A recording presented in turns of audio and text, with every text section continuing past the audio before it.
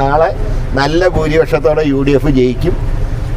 അത് ആ കാര്യത്തിൽ യാതൊരു സംശയവും കോൺഗ്രസിനോ UDFനോ ഇല്ല. തൃശ്ശൂരിൽ താമര വിരിയുമെന്ന ആവേശത്തിലാണ് BJP പ്രവർത്തകർ. അതിപ്പോൾ നാളെ ഏതാണ്ട് 8 മണി വരെ വിരിഞ്ഞോട്ടെ. 8 മണി കഴിഞ്ഞാൽ വാടും ഉറപ്പായിട്ട്. അതുകൊണ്ട് അത് ബാങ്കിൽ അക്കൗണ്ട് തുടങ്ങാം. കേരളത്തിലുണ്ടാവില്ല, ബാങ്കിൽ തുടങ്ങാം. ഏകദേശം ഇങ്ങനെ അതിൻ്റെ ഒരു ഭൂരിപക്ഷത്തെ കുറിച്ച് പറയുന്നതിന് അർത്ഥമില്ല എങ്കിൽ പോലും ഏതൊക്കെ മേഖലകളിലാണ്, ഏതൊക്കെ മണ്ഡലങ്ങളിലാണ് ഭൂരിപക്ഷം കിട്ടാനുള്ളത്? 5 നിയോജക മണ്ഡലങ്ങളിൽ നല്ല ഭൂരിപക്ഷം UDFന് ഉണ്ടാവും. അതിൽ പുതുക്കാട് ഭൂരിപക്ഷം കിട്ടുന്നവർ പറയുന്നുണ്ടെങ്കിലും ഞങ്ങളത് മൈനസായിട്ടാണ് കൂട്ടിയിട്ടുള്ളത്. നാട്ടികയിലും കുറച്ച് മൈനസ് വേണ സാധ്യതയുണ്ട്. ട്രെൻഡ് ഉണ്ടെങ്കിൽ എല്ലാ സ്ഥലത്തും ലീഡുണ്ടാവും. ഈ BJP 3-ാം സ്ഥാനം പോകും തീർച്ചയായിട്ടും. കണക്കനുസരിച്ച് 3-ാം സ്ഥാനത്ത് പോകണം.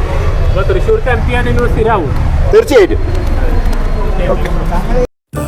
ഇഷ്ടങ്ങൾക്കൊപ്പം ജീവിക്കുമ്പോൾ ജീവിതം എത്ര മധുരകരമാണ്. ഞാൻ അറിയാത്ത എന്റെ കഴിവുകളെ കണ്ടെത്തി തന്നത് എന്റെ ഹസ്ബൻഡാണ്. ഈ സ്നേഹത്തെക്കാൾ വലിയ സന്തോഷം മറ്റെന്താണ്?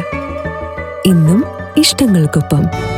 Intimate matrimony, beautifying your life.